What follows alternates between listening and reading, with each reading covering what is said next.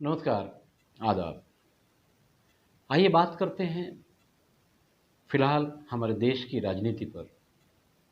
देश की राजनीति कई तरफ घूम रही है, मगर फिलहाल जो असली कहानी है हमारे देश की राजनीति की, मस्जिद का माइक यानी भोंगा, और अगर नहीं उतारा गया तो हनुमान चालीसा का पाठ। फिलहाल यही चल रहा है और ये बीमारी शुरू हुई महाराष्ट्र से। महाराष्ट्र में नव निर्माण सेना के अध्यक्ष राज ठाकरे ने ऐलान किया कि महाराष्ट्र में मस्जिदों के ऊपर जो भोंगे लगे हैं, अगर 3 मई तक नहीं उतारे गए तो हम मस्जिद के सामने हनुमान चालीसा का पाठ पढ़ेंगे या करेंगे। बहरहाल राज ठाकरे जी ने ये नहीं कहा कि वो किस मस्जिद के करीब में जाकर ये काम करेंगे या अपने बच्चे को भेजेंगे, हिंदू करेंगे। अब बड़ा मसला ये है कि हमारे देश में करीब करीब 130 करोड़ से अधिक लोग रहते हैं। उसमें हिंदू भी हैं, मुस्लिम भी हैं, सिख, ईसाई, बौद्ध सभी हैं। मगर राज ठाकरे ने ये नहीं बताया कि वो किसकी ठेकेदारी कर रहे हैं। बहरहाल देश में इसी बात को लेकर माहौल गर्म है। और अगर बात करेंगे तो कुछ ही महीने गुजरे हैं कोरोना काल से। कोरोना में लोगों की जान गई। जब जान जाने लगी, लोग मरने लगे, लोग ऑक्सीजन के लिए परेशान होने लगे, जब दवाइयों के लिए परेशान होने लगे, तो पूरा देश एक था। सब एक दूसरे की मदद कर रहे थे। यहाँ तक कि महाराष्ट्र में ही Mumbai Agra road national highway number 3 Bhiwandi से होते हुए गुजरता है। बिना किसी का नाम पूछे लोग एक दूसरे की मदद करते रहे और ये नज़ारा पूरे देश में कम ज़्यादा कहीं ना कहीं देखने को मिला और दुनिया ने देखा। अब हम वही लोग हैं जो एक दूसरे की मदद कर रहे थे, मगर अब भोंगा और हनुमान चालीसा के नाम पर मौसम गर्म है और रमज़ान का महीना है, ईद आने वाली है। ये बीमारी उत्तर प्रदेश भी पहुंच गई और भी जो दूसरे राज्य हैं वहाँ पहुंच गई। कर्नाटक में जितने नाटक हैं हिजाब को लेकर, हलाल को लेकर, मस्जिद को लेकर, ये सारे जो मामलात हैं कहीं ना कहीं हमारे देश की एकता और देश की अखंडता के लिए ख़तरनाक है। बहरहाल राज ठाकरे की अगर बात करें तो यही कर कर के आज राज ठाकरे ज़ीरो हो चुके हैं। महाराष्ट्र में उनकी राजनीति ख़त्म हो चुकी है। अपनी ख़त्म होती राजनीति को देखकर उन्होंने ये ऐलान किया कि मस्जिदों की जो आवाज़ है भोंगे पर दी जाती है, इसलिए लोग परेशान होते हैं। हालांकि ये परेशानी इसके पहले महाराष्ट्र में और लोगों को भी हुई है, मगर कुछ फ़र्क पड़ा नहीं।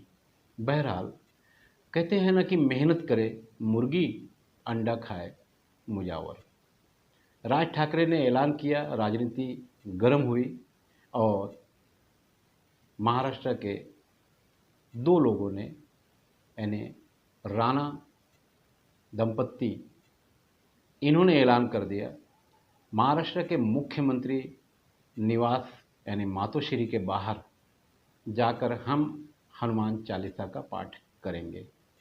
बदले में पुलिस ने कार्रवाई करते हुए उन्हें जेल भेज दिया। अब कोई राज ठाकरे कर ही नहीं रहा। अब ये नया नाम सामने आ गया। इसी बीच किरीट सोमैया को कुछ लोगों ने मारा, यानी उनकी कार पर हमला भी किया। ये सारी बातें शिवसेना और भारतीय जनता पार्टी की तरफ घूमने लगी। अब मसला ये था कि इस परिवार ने ये सोचा होगा कि सरकार हमसे डर जाएगी। अब इन्हें पहले ये भी सोचना चाहिए था कि ये कंगना रनावत नहीं है कि उन्हें सिक्योरिटी देकर महाराष्ट्र में उतारा जाएगा।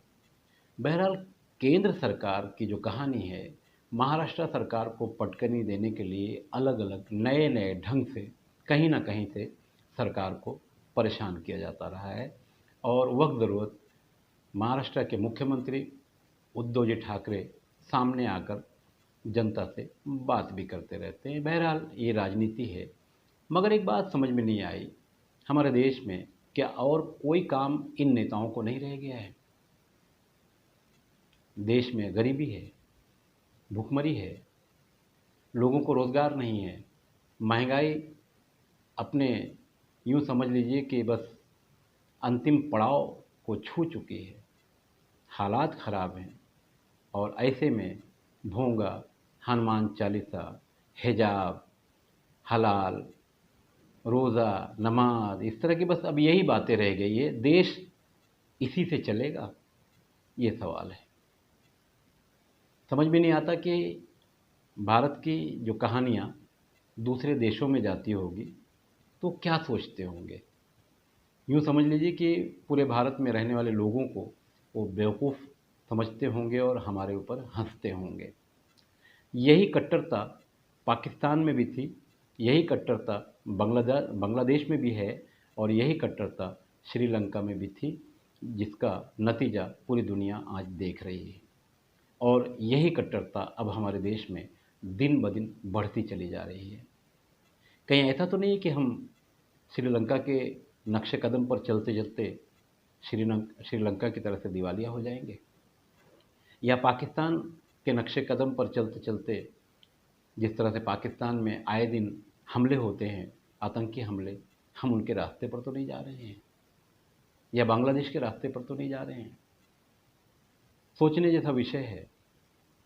चंद लोग देश में कभी भगवा कपड़ा पहनकर या कभी दूसरा कपड़ा पहनकर आग लगाने की बात कर रहे हैं और सरकार खामोश है, और इसमें मदद गोदी मीडिया के लोग भी कर रहे हैं।